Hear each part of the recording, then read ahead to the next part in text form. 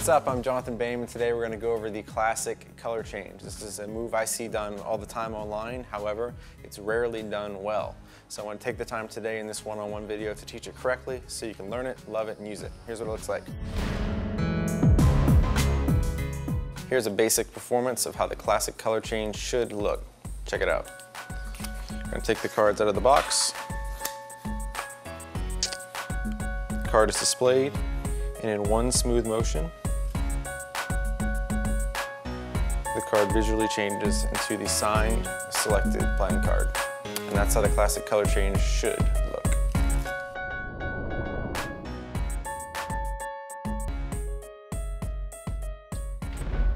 All right, you've seen how this is supposed to look. Now let's get into how you do it. Check it out. You're gonna need any deck of cards. In this case, I've got a deck of brown winds because they are awesome. And here's what you're gonna need.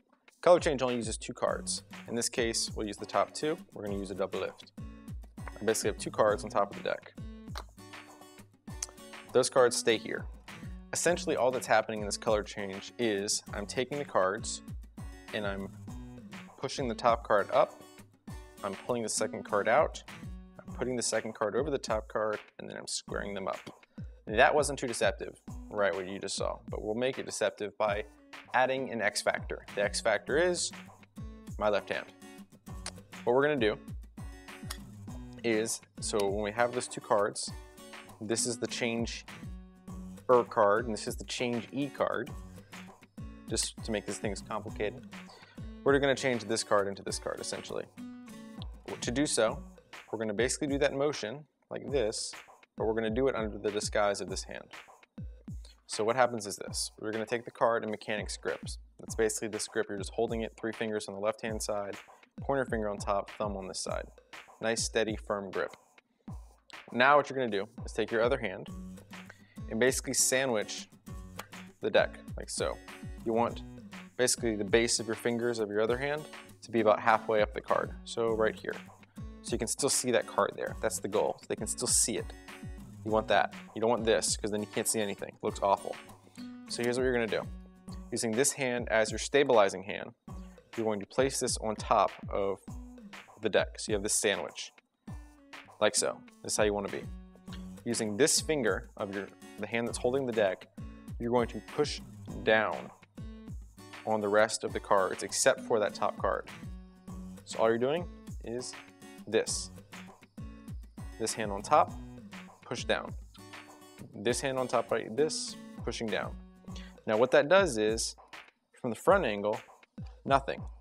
You see no movement because this card does not move.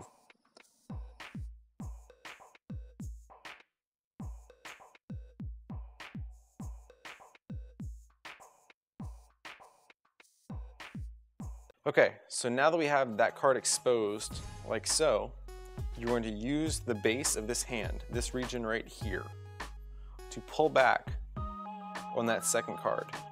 So from here, I'm going to take this hand, using this region of my hand, pull back on this second card, pulling one card out, and you'll feel it click.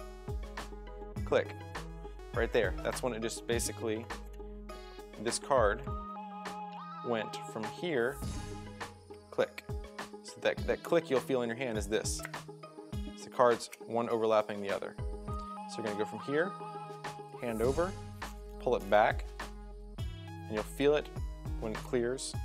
And then you're gonna, from here, essentially just move it forward on top of that other card, and using this finger, square it all up.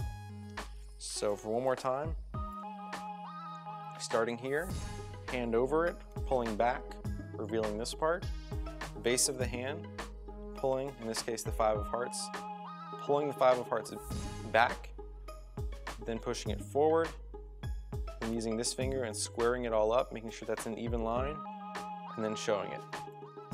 So one more time, got the king, here, pulling that other card back, then moving it forward and covering it, then squaring it up, and then revealing it. From a non-exposed view, what you just did should essentially look like this.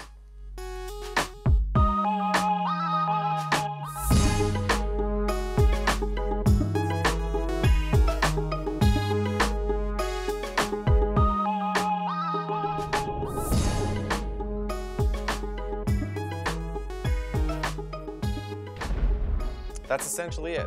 That's essentially the basic motion. That's all the critical motions involved in this color change. However, there's a few things you can do to make this even more deceptive, even more real. Here's what you can do. When you're at this stage right here, and you have pulled the other card back, you have used your other hand and pulled it and overlapped like so. So now you're right here. You're in this stage like so, where you basically you have this card palmed and you're ready to move it on top and change it. Instead of moving it on top and changing it instantly,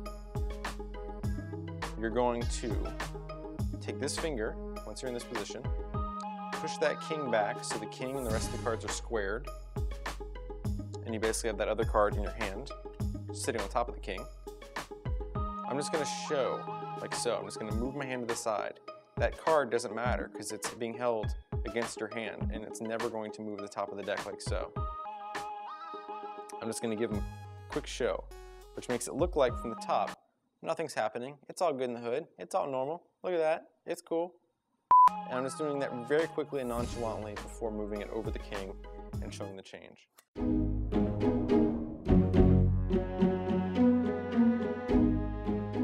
That is it. That is the classic color change. The most important things to remember when you're performing this is to do it fluidly, do it smoothly. It should look like you are taking one card, waving your hand in front of it and making it change. There should be no clunky motions. There should be no jerky anything. It should be very smooth. It should be very fluid. It should look very natural. It should be extremely deceptive. This is something I use very frequently in most of my performances. It's a perfect, very easy, smooth, beautiful color change, and it's something you should use as well. It's very easy, but it looks great and very deceptive, fools people very well. This has been the Classic Color Change. Hope you've enjoyed it. Learn it, love it, use it. Classic Color Change. Peace. Yo, what's up? I'm Jonathan Bayman. Today we're going to go over the classic giant fucking wasp right at my foot. Think I can step on it and kill it? Go ahead. Do it. 3. Watch this. Whoa. I'm gonna kill it. I'm gonna kill it with this. No, it's still here. Alright, whatever. I'm just gonna put this right here so that when it comes back, you know what'll happen.